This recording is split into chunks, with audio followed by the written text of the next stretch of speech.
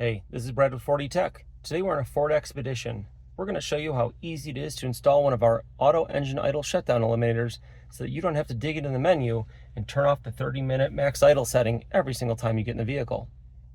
We're going to start by removing the trim panel that's behind the screen. The shape may be a little different depending on if you have the smaller or larger touchscreen from the factory. We're just going to work our tool in underneath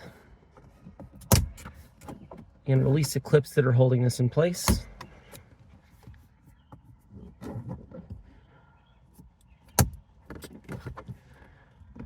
Pulling it straight up and out, and we'll set that aside.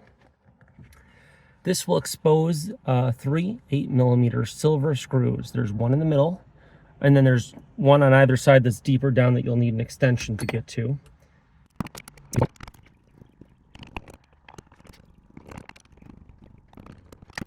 So I was able to retrieve the top one. The other two are farther down, so we'll retrieve those once we pull the screen out, or you could use some blue tack on the end of the 8mm driver to pull them up once they're unscrewed. Now that they're released, we're going to go ahead and pull the entire screen assembly out away from the dash to release the clips that are holding it in place.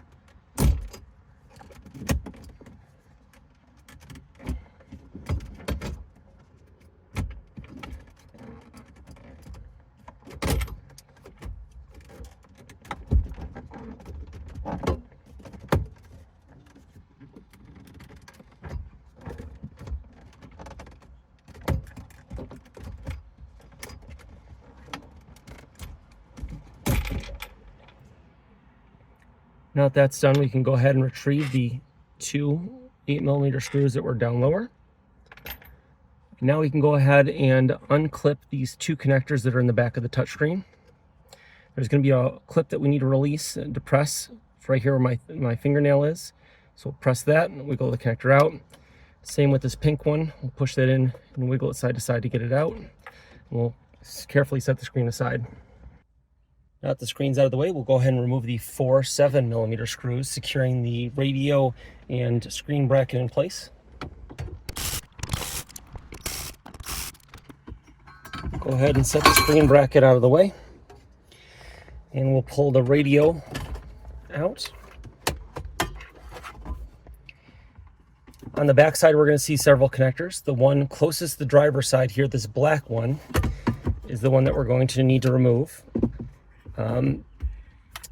There's a tab at the very top center that we need to depress. We'll depress that with our thumb and wiggle the connector back and forth to remove it. Then we'll go ahead and we'll install the start-stop eliminator in line. One end plugs into the radio, making sure to hear a good click so we know it's bottomed out and making a good connection. Same here. And we'll go ahead and tuck this all back into the dash.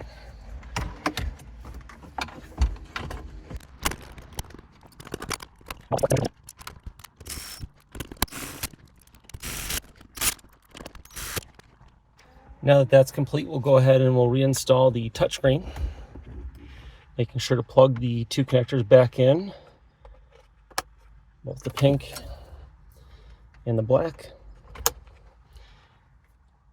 Set this up here, line up all the clips, and pop it into place.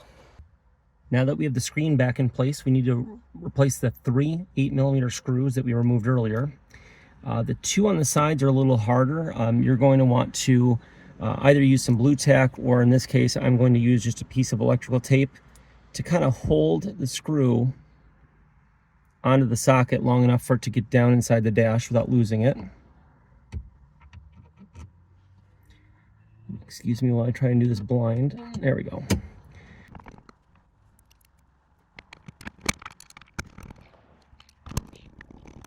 Now that those screws are in place, we'll go ahead and replace the trim panel that covers it all up. Simply lining it up and snapping it in place.